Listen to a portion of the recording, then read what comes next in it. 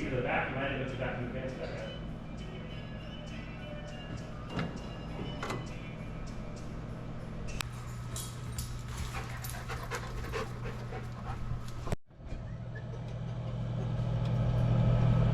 Here, and then you could have brought the rear and we could have built it, and then you could have taken it back. So, oh, Kaiser, he lives in the dare. She moved. Now he's on the trampoline. We're recording. He's on the trampoline. Over. That was pretty good. It was like the Probably never happen again. We didn't plan it. Hey, welcome back to Deal Only V8 Motorsports. We're here at Burns Brothers Performance, and we are going to look at absolutely one of my favorite cars ever, a 68 Camaro. It's going to be awesome. Yep, my favorite car ever too. If you're in the car hobby, you know, first generation Camaros. 68 happens to be my favorite year. I own a 69. I've owned a few, but I like the 68s the best. May get one again. You never know. Don't tell my wife. Not this one though. No, not this one. Yeah. So George is going to tell us all about this thing. He's got a history with this car, but first, it's Sunday Fun Day. Cheers. Enjoy. Good thing Brett's not here to tell us not to say that. That's right. Yeah. Sometimes Brett clamps down on our fun. Let's face it. I know. Anyway. It's all fun here. Right. Yeah. Judging. Anyway, no, go on. Tell us about it, George. What's the deal? So this is Rick Arita Green 68 Camaro Rally Sport.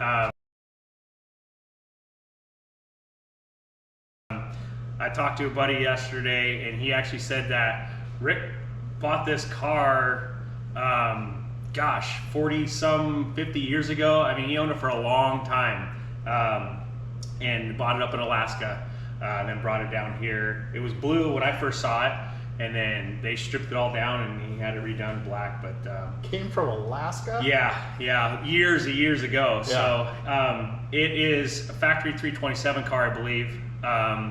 And it now has a 70s LT1 in it, short block with AFR heads.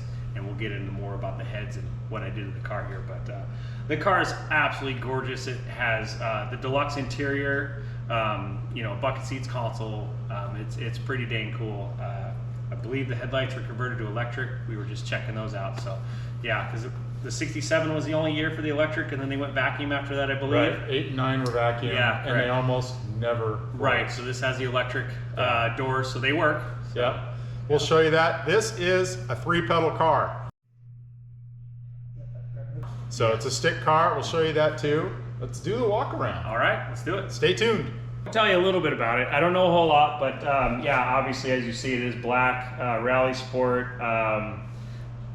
I was just commenting about how they left the flat hood. That's not really common. It's kind of cool how it's still, true to Rally Sport. Kind of neat. I prefer the SS hood myself, but a lot of guys like the cow hood. But yeah, it's really straight. It's really nice. I have a couple more things left to do to the car. We're actually going to raise it up a little bit, just get a little bit more ground clearance for the headers and the oil pan and stuff like that. So I'm just going to raise it like an inch. But it is a deluxe interior car, and these are the original door panels in the car still. Oh wow. Yep, they are. That's actually, I can speak from experience, the aftermarket door panels are horrible. Really? So yeah, it's cool. It's the original stuff. I don't know about the seats.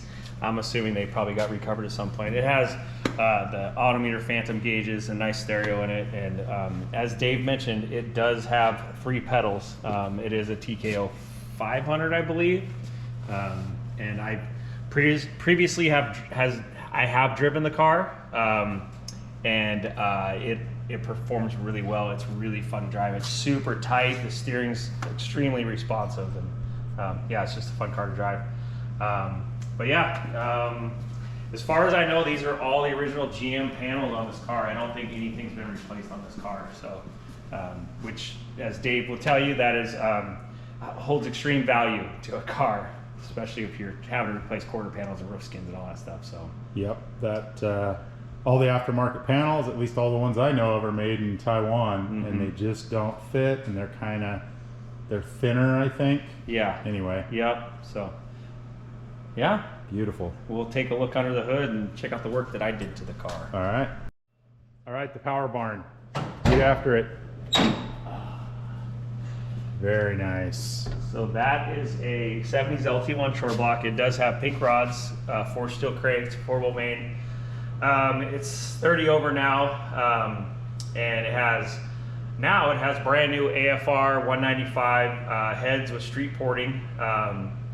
The original issue for the reason why the car came here is it had a coolant leak. The owner thought it was a head gasket, and then I did a little research through Marty Mack, helped me out because he knew the story about the car pretty well, and turns out whoever ported the heads that were on this over ported in 3 spots, so they had to have them repaired.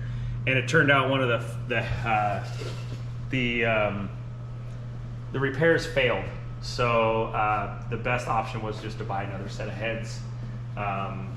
And here we are. So new heads, and swap the springs over and put it back together, and I got it running and fired up, and everything sounds good.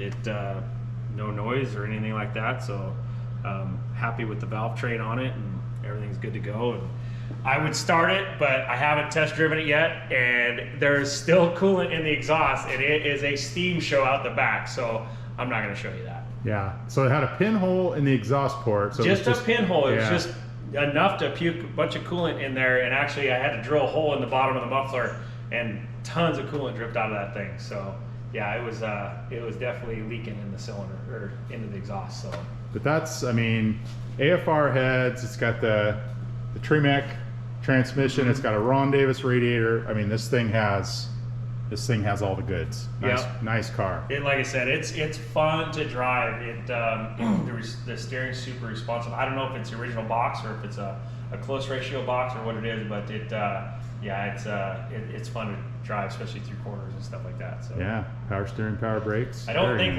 raising it an inch, I don't think it's going to affect it too bad. I think it'll still have really good handling characteristics. So yeah, better for the speed bumps. Yeah, for sure. And she drives it. You know, when Rick built this car, his intention was to be able to drive it to the coast or drive it wherever he wanted. So that's why it's a super mild engine build and good suspension and a 5-speed and all that stuff. He wanted to be able to drive around and cruise it to the coast and do whatever he wanted. So unfortunately, he passed away shortly after the car was completely finished. But it's nice to see that Rita is carrying it on and wants to be able to drive around and take it to shows and, you know, do her thing with it. So in memory of Rick, so that's pretty awesome. Very nice. Good story behind a really, really beautiful car. It's gorgeous. I love this car, and obviously most people know I'm partial to black cars anyway, so that just you know, ups the cool factor for me. So nice.